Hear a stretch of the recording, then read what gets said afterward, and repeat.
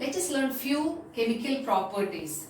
How do acids and bases react with metals? This concept is very important. You know, metals when react with acids, it produce salt and hydrogen. See, metal plus acid gives salt plus hydrogen. One example is given here. The metal can be zinc. When zinc is dropped into hydrochloric acid HCl, you will get the salt as zinc chloride and hydrogen. How will you check the presence of hydrogen here? Hydrogen burns with pop sound. So here the question can be asked like this. A metal when react with acid forms salt and a gas is liberated here. Identify the gas. How will you test the presence of this gas? So you can write, this is a general question I said, but it can be asked specifically with zinc hydrochloric acid or zinc with sulfuric acid. See, if I am writing zinc plus sulfuric acid here, H2SO4, what will you get as salt? You will get zinc sulfate as salt plus hydrogen. Students, please try to write that equation now. Zinc plus sulfuric acid. Okay, now move to the next one, that is metals can also react with base to form salt and hydrogen. Here again we are taking zinc. The base is sodium hydroxide. You will get the salt as sodium zincate. See, the salt's name is sodium zincate plus hydrogen. So generally acids and bases will react with metals to form salt and hydrogen. But keep one thing in your mind.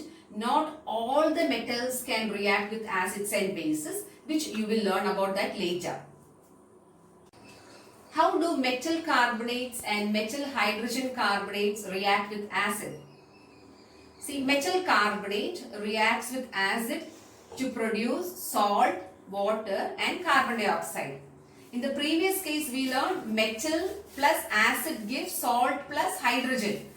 There the hydrogen was a gas, but see here the carbon dioxide is a gas when carbonates react with acid. That's very important.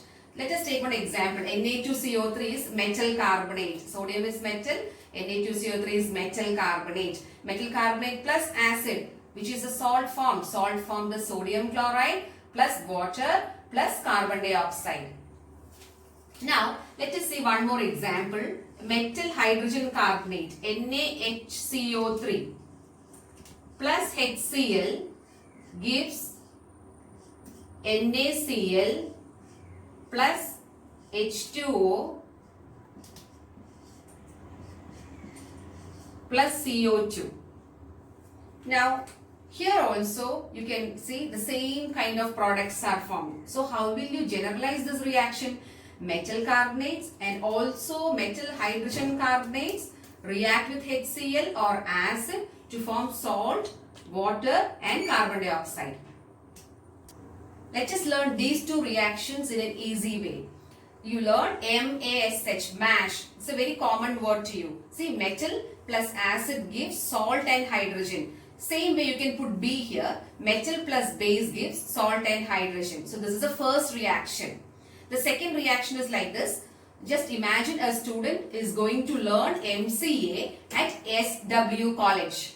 So, metal carbonate react with acid to form salt, water and carbon dioxide. By using this mnemonics, you can easily learn these two reactions. In the last class, we learned how metal carbonates reacts with acid. Let us go through one more example.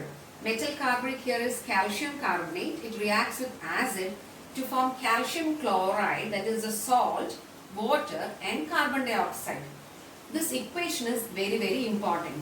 You know children, calcium carbonate is a metal carbonate that is present in chalk. It is present in marble. It is present in limestone. It is present even in our eggshells. So using that clue, you may get a question, what happens when hydrochloric acid is treated with eggshells, or what happens when hydrochloric acid is poured over eggshells? See, this is a reaction that is taking place. When eggshells combines with hydrochloric acid, eggshells contains calcium carbonate. When it combines with hydrochloric acid, you will get calcium chloride water and carbon dioxide. You may get another question. A colorless gas is evolved when metal carbonates combines with acid.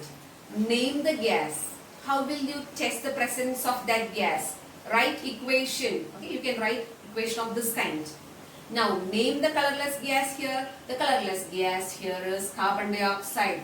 How will you test the presence of carbon dioxide? See the question. How will you test carbon dioxide? Carbon dioxide turns lime water milky. Now see, lime water contains calcium hydroxide, or it is like lime. Lime water, when combined with carbon dioxide, so you are passing carbon dioxide through lime water, then it appears to be milky or it is white in color. What is the reason? It is due to the formation of calcium carbonate and water. So how will you test the presence of carbon dioxide? Carbon dioxide turns lime water milky. And what is this milkiness due to? The milkiness is due to the formation of calcium carbonate. So this equation is also very important. You know children, this equation itself we are using in the whitewashing. Okay, the chemistry behind whitewashing, you have to do the same equation. Now another question. What happens when excess carbon dioxide is passed through lime water?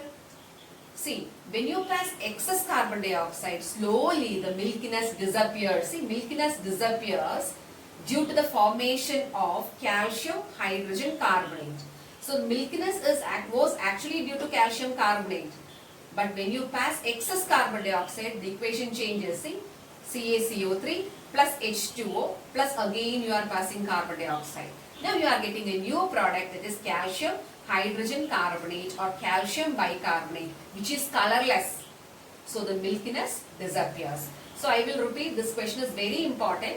See, when you pass carbon dioxide through lime water, what happens? Lime water turns milky. The milkiness is due to CaCO3. So here you are getting CaCO3 and H2O. Take that. Again you pass carbon dioxide. See, when you pass carbon dioxide again, or excess carbon dioxide when you pass, the milkiness disappears due to the formation of calcium hydrogen carbonate.